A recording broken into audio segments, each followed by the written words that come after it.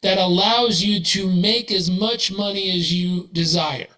And what we're looking for is an optimized money machine, because there's businesses that can do 100 million, a billion, whatever, 100 million a year, and it takes 99 million of expenses to run it, and you only get to keep one before tax.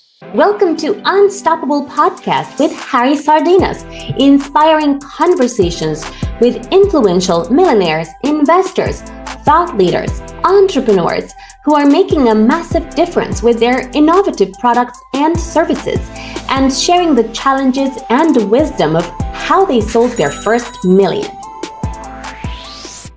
Why some people need to find until the worst day of their life become the best day of their life in order to have the transformation?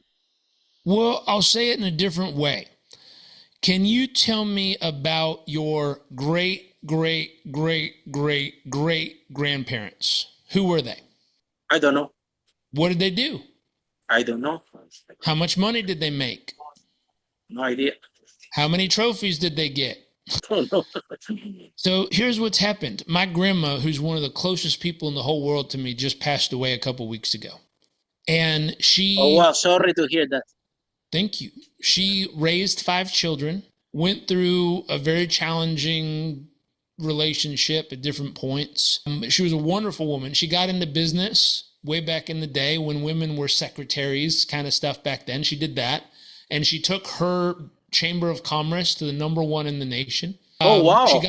She got into sales and became the #1 sales rep in every single company she ever worked with, over 40 years in sales. She had plaques and awards in every company. She had a wall in her office that was covered from floor to ceiling with all the plaques and awards. She had the key to the city of Los Angeles. She was Businesswoman of the Year of Los Angeles. And what's interesting is, as she's passed away, I watched as all of those awards plaques are loaded into boxes that are going to get thrown away. And my curiosity, will her great grandkids ever know any of that about her? Or will what they know about her is a moment she had with me of how she made me feel? The memories of taking me somewhere and creating a memory together. The time I took her and my grandpa to Spain and Italy on a vacation and allowed them to experience the beauty of the two places. The time her and I went to Fiji for my wedding and we sat and danced and had dinner one night. The time when I'd come to her house and she'd put on the old music and we'd do the little dance in the living room before she made me a little bit of lunch. Like, those are the memories that we'll remember. We'll remember how they helped us feel. We'll remember the experiences we had together. I'm not going to remember what company number plaque 247 was for. Nobody knows. It all goes in a box and goes in the trash. And so the thought is, I'll give you another example though. I was talking to a lady, a woman, who is of royal bloodline in the Middle East countries. And her responsibility is to educate her children on the heritage of their family's bloodline to ensure they continue to carry forward the most important parts of their family's ethos. Oh. And I went, wow, that sounds very different than most people I talk to. And here's what I learned quickly. Money wasn't something they were worried about. Someone in their bloodline found oil and made enough money that no one in their bloodline will ever have to consider the thought of, do we have money? And because that's not of importance, what becomes important is, can we pass down the most important values, traditions, the most important stories, the most important understanding of who we are, to continue for our family's bloodline to carry with it what is most important going forward. And so I hope y'all make not only your first million, but I hope you invest and save enough. My belief around money, you need a money mindset. If you don't have your money mindset, beliefs, values, principles, guardrails, if you don't have that dialed in, I don't care how much I give you, you'll find a way to make it disappear like that. And people go, that's not true. Go look up the difference between the Vanderbilts and the Rockefellers. Both of them in America had what we call more than enough money. They both did fairly well, if we want to use simple terms. The Vanderbilts had mansion parties, luxury houses. They spent money like it would never go away. And their family is almost out of money. Roughly the same time period, the Rockefellers taught heritage, values, guardrails, core legacy stories. They taught the education to prepare each generation to carry on what had been built. The Rockefellers are doing fine and growing-ish. The Vanderbilts have drained it almost to zero. The same rough time period. Wow. And here's what's crazy. When you think of money, if I took $200,000 a year after tax, net, personal income, it's mine, and I invested it at 12%, which seems high, but it's not impossible nowadays. Our investments were getting 15 to 17% a year, but 12% return. And I put $200,000 a year for 20 years. So what is that? $4 million total over 20 years it took me to get there. It's not impossible. It's just a stretch, but reasonable. And I let it compound for 60 years total. Do you know what number that comes? $1.65 billion. So in my lifetime, I can get our family's pot to $1.6 billion. And then I hand it to my son, who would be 60 at the time.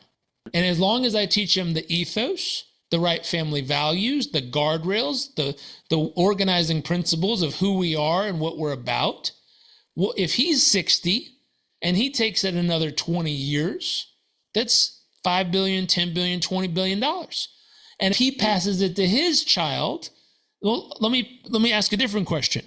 Do you know what the longest standing single business that's still around on earth is? And what it is and how long it's been here? No. So it's a hotel in Japan that's been in the same family for 1,500 years. Wow. Very impressive. Think of this for a second. In 60 years, I can take 4 million and turn it into 1.6 billion. If I had 1,500 years for this to keep going, what would it turn into? Wow. Very impressive. The reason most of us struggle with money is we're trying to think about next week. Mm-hmm. Yeah. One of my favorite quotes. I admire a man who's willing to plant a seed for a tree that he'll never sit under the shade of. And I'm glad, Jairek, that you touched this topic, because you remember the story that I was telling about the podcast guest yesterday. Because now he has more time to spend with child. Now he has a house in Texas, and he worked with the kid and said, okay, you go and make the offers. And I usually speak in family offices events, share the story that they bring the kids to the 8 years old, 9 year old to the board meeting, so they can start to listen. Okay, we buy this hotel. What is the risk? What is this? So they get comfortable with the conversation, knowing that eventually one day they will be sitting there. Some of those family offices, they even tell them to go and find jobs somewhere else and learn and prove themselves before they come back and can take decisions on behalf of the family about keeping wealth. And Jairek, this is the other thing that I want to talk. One thing is to making money. The other thing is to keeping the money. Yeah. So we come back the same thing. Yeah. Now we're talking about the right million. Now, same thing. We sign up just to make a product, sell it, and make money. So now, apparently, one thing, there are people in this podcast make millions, lose it, make millions, lose it. So clearly they don't have good capacity to make the money. However, in order to keep it, you have to become a good investor. Ball game. And we question to you, because I discuss this a lot in this podcast. Like, for example, entrepreneurs, they make money, reinvest in the business, make more money, reinvest in business, make more money, reinvest in the business. And then COVID happened, anything happened, and you can go to zero in 3 months very quickly. Whether if you make that money and maybe you take some of this money, buy a property, and then after your mortgage, you loan this cash flow, use it for marketing for your own company. Well, if one day something happened, at least you had the asset. So, but we didn't sign up for that either, Jairek. We didn't sign up to become good investors. We just trying to make some money here. We're just trying to make $1 million. Yeah, without realizing that after you make it, if you don't know how to invest it goes like that. So tell us about this process also in that journey, when they had to apart from being a good entrepreneur, now it's happened. If you want to keep your money, you have to be a good investor. And this is Yeah. totally different ball game. So how do we do this transition? Well, there's three parts to this. Number one, you need a money mindset. So beliefs, values, rules, guardrails, the safety stuff, you have to have this dialed in. It's been proven over and over and over and over and over and over and over again. People who win the lotto go from zero or struggling to 100 million or 50 million or 500 million. They go to zero and then negative within 3 to 5 years. That has nothing to do with the volume because they were given enough money. You know, even if they have net after tax $5 million left, cool. That's $500,000 a year of cash flow forever. But that's not what they hear. They hear $5 million. Ooh, I could put $1 million down and buy a $10 million house. I could put, a $5 million house with $1 million down. I could buy an investment building. They think leverage. So they think other people's money to do more. And I've watched this. I had a friend that I knew who his family passed away and a bunch went to his mom, but then he got his $5 million of his father's inheritance. He turned $5 million into zero in 3 years. How did he do it? Wow. Because one, his mindset was, I'm brilliant, I'm everything, I'm smarter than everybody else, I've got this. The family should give me all the money because I clearly know what I'm doing. Look. And I showed him something that's safe, that's protect. Number one rule of investing, never lose money. But I showed him something safe and he went, that only gives you 12%? Are you joking? I'm getting 27% on these other things I'm doing. You should give me your money. Exactly. There's a great book called, Howard Marks, and what is the name of Howard's book? Just look up Howard Marks Investing. It's a green book, white writing, but he completely crushes the concept of no risk, no reward. That is nonsense. Risk is risk, regardless. What you're looking for is asymmetrical risk versus reward. Very little risk with a great potential upside.